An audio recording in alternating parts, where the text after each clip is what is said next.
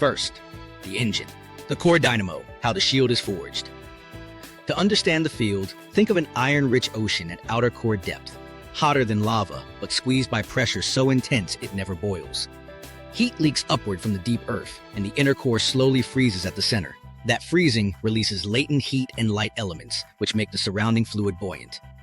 Buoyant fluid rises, cooler fluid sinks, and massive loops of liquid metal overturn. Because the metal conducts, motion through any magnetic field generates electrical currents, and those currents reinforce the field. That feedback loop is the geodynamo. Earth's rotation shapes that motion. The Coriolis force organizes flow into helical columns, Taylor columns, aligned roughly with the spin axis. Seed fields, however small, get wound and stretched by twisting currents. The growing inner core helps by providing steady buoyancy and heat. The system is messy and turbulent, but it sustains itself. Reversals aren't malfunctions, they're part of the engine's long story. Lavas and sediments show many flips, irregular in timing. Sometimes the field only staggers, an excursion, before recovering. The mechanism isn't clockwork. Small changes in flow can push the system across thresholds where the large-scale dipole weakens, fragments, and reassembles with opposite polarity. Right now, the surface pulse is changing. Since the 19th century, the dipole has weakened on average by roughly 16 nanotesla per year, but not evenly across the globe. The North Magnetic Pole accelerated from the Canadian Arctic towards Siberia. Meanwhile, the South Atlantic sector developed the weakest field at satellite altitude, with a split into western and eastern minima over the last decade. Operators know this because their satellites feel it. Why do tiny flow changes matter? The dynamo's feedback is nonlinear. Look at flux patches, regions where field lines concentrate near the core mantle boundary. As the outer core's flow shears and advects these patches, they drift, merge, or split. If reverse polarity flux grows beneath southern Africa, the surface above weakens. Those patches interact like weather systems, except the air is molten metal and the timescale is years to centuries. Waves ripple through this metallic ocean. Torsional Alfvén waves, cylindrical axisymmetric pulses, carry angular momentum along columns. Satellite and observatory records point to subdecadal periods. Think roughly 6 years for notable trains. These waves modulate rotation and subtly modulate the magnetic field. Other magnetocoriolis modes tilt and wobble, adding interannual wiggles. We've resolved some of these signals in satellite secular acceleration maps, a sign that the interior can shift gears faster than old textbooks suggested. The mantle's influence matters. The core mantle boundary doesn't leak heat evenly. Above, subducted slabs cool some patches. Hot plumes warm others. That patchiness corrals convection into preferred lanes. It's like a textured ceiling guiding the flow below. The result is preferred corridors for flux patches and a tendency for features to drift west in certain belts. Can we predict a flip? Not on a schedule. The system is chaotic. Data assimilative models ingest observatory and satellite data, reconstruct core flow, and project a few years ahead. Those short forecasts map how flux patches drift and where waves might phase next.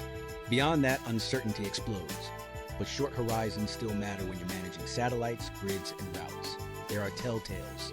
If reverse polarity flux near southern Africa expands and links westward, the global dipole weakens more broadly, and the surface shows a widening weak field belt, not just a deeper pit. If torsional waves arrive in phase with patch encounters, we should see small patterned accelerations in specific regions before bigger geometry changes. If the South Atlantic's double minimum grows and spreads, satellites will log more radiation hits, and ground stations will see unusual secular variation phases relative to ionospheric drivers. This is where quantum sensors earn their keep. The surface field is a sum of sky, crust, and core. Strip off the sky with models and indices, suppress local clutter with gradients, and what remains femtosla to nanotesla shifts over months to years, carries the interior's signature.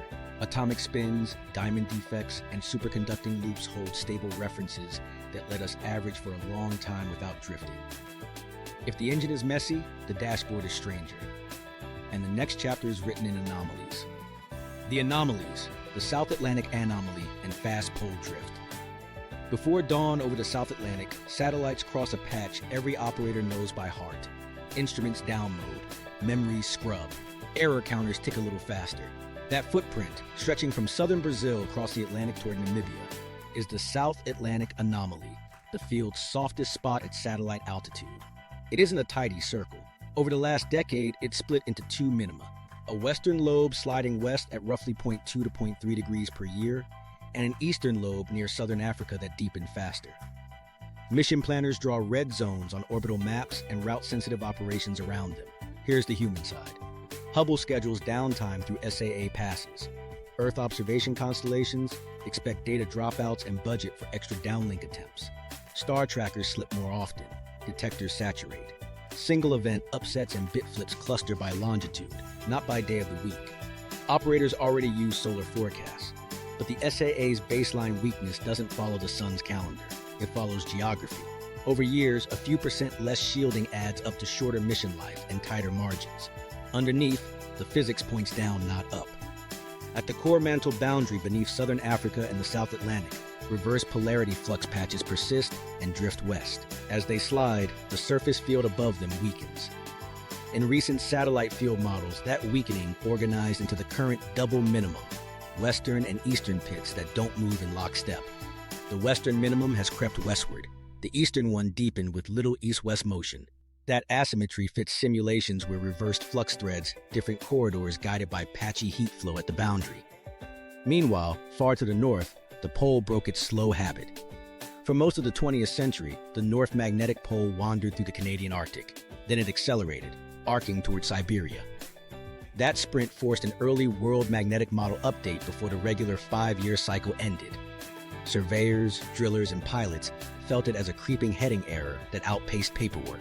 The pole's path reflects a tug of war between high-latitude flux lobes beneath Canada and Siberia. When the Siberian lobe strengthens, the pole races that way. When the Canadian side recovers, the sprint kinks or pauses. Traditional models explain parts of this, but not the choreography. They capture westward drift and the link between reverse flux under southern Africa and South Atlantic weakness. They tie pole motion too, changing high-latitude lobes. What they struggle with is timing. Why the SAA split when it did, why one lobe deepened faster, why the pole's speed jumped, and why brief stalls appeared. That's where deep waves matter. Torsional Alfvén waves and other magnetocoriolis modes modulate flow. When a wave arrives in phase with a pending patch encounter, surface secular acceleration spikes locally. When it misses, things quiet down. The result is a pattern of interannual wiggles layered on slow drift.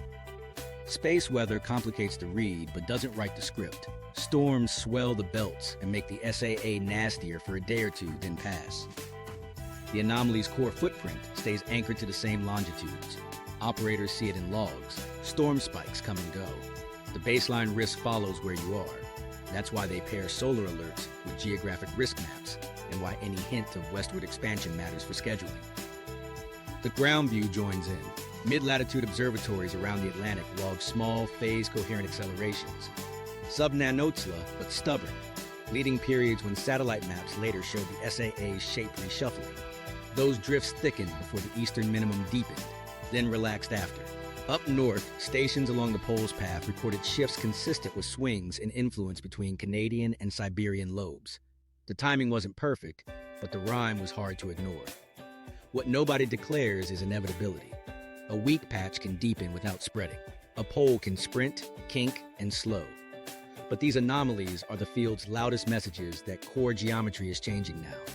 If the eastern minimum continues to intensify and reverse flux under southern Africa links westward, the weak field belt could widen into South America, raising satellite exposure over new longitudes. If high-latitude lobes keep favoring Siberia, the pole's heading will keep drifting faster for a while, with practical consequences for navigation models. This is the operational edge. A quiet, coordinated nudge from the ground network can warn that the SAA footprint is about to shift, buying weeks to move uploads and high-voltage modes. A rising instability score for high-latitude secular variation can justify an interim magnetic model release before error budgets blow up. The anomalies aren't trivia, they're the scoreboard. And right now, the numbers say the game is still on. Quantum Sensing 101, why these devices hear the unhearable. So what actually heard the shift before satellites drew it clean? Start with atoms. In a warm glass cell, alkali atoms like rubidium align their spins when you shine the right laser light. Nudge that alignment with a magnetic field, and the spins precess at a frequency set by fundamental energy gaps. Read that precession optically, and you've built an atomic magnetometer. Because the ruler is quantum, an atomic transition, you get absolute measurements with vanishing drift.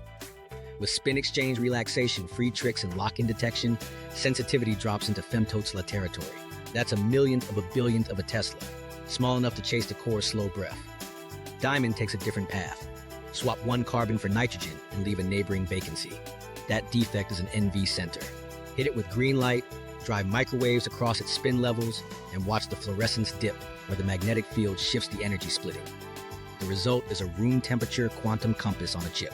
Pattern many NVs, and you've got a magnetic camera that sees gradients at micrometer scales with 4 crystallographic orientations, letting you reconstruct the full vector.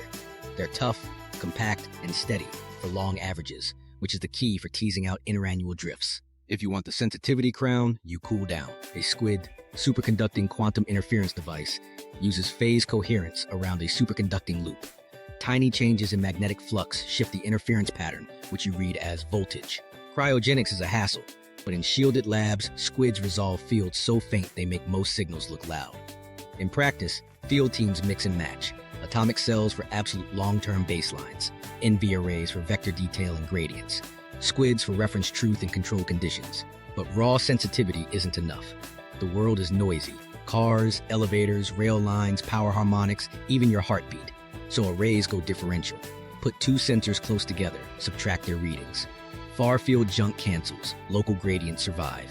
Scale that up to gradiometer networks, dozens to hundreds of stations with synchronized clocks across cities, countries, and oceans. Now you can cross-correlate. If a wiggle shows up across stations with lags that match Earth's rotation rather than local time, you're not hearing a train. You're hearing something deep turning under you. Quantum helps 3 ways. First, coherence. Spins or superconducting phases evolve predictably, so you can Average for hours to weeks without washing out the signal you care about. Second, absolutes. Atoms and NV centers define their own yardsticks, so drift, the enemy of long-term monitoring, stays low. Third, clean readout. Optical detection and modulation schemes push you to shot noise limits, below the technical noise that plagues coils and flux gates over months. Here's how that plugs into Earth's field. The core's changes at the surface are small, nanotesla and below, spread over months to years. The ionosphere and magnetosphere slap bigger, faster signals on top, with daily, seasonal, and storm signatures. To separate them, the network tags quiet intervals using indices like KP, AP, DST, and SIMH fits, and subtracts ring current and ionospheric contributions, and models induction in the crust using magnetotelluric conductivity maps.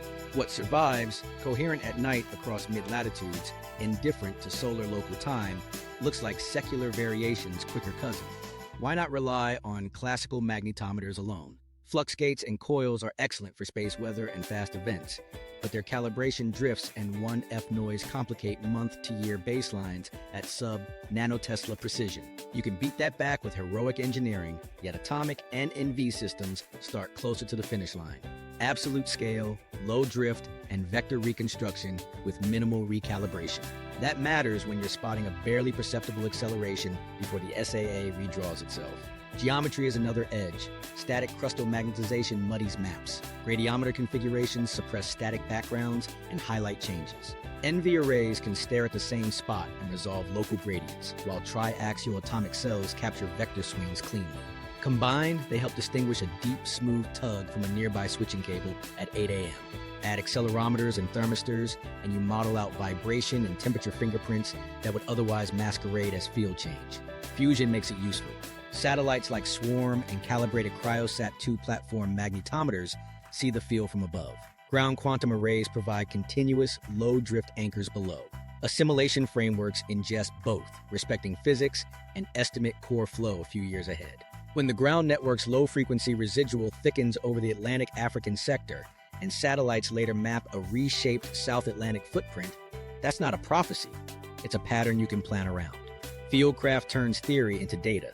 Teams bury cables, site stations away from rail lines and wind farms, and schedule night windows to dodge E-region currents. They run blind injections through pipelines to test for algorithmic pareidolia, co-deploy quantum and classical sensors for cross-checks, and publish residuals with filters and error bars so rivals can try to break the claims.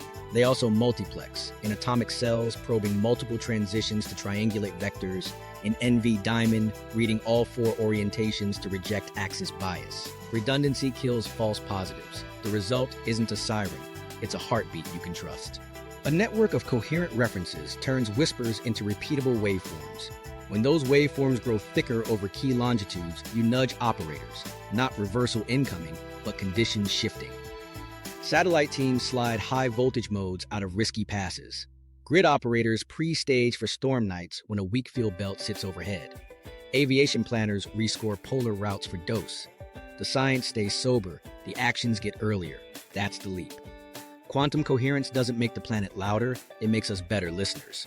And in a system where timing between waves and flux patches sets the mood, better listening buys lead time. The first odd signals, quiet whispers that didn't fit.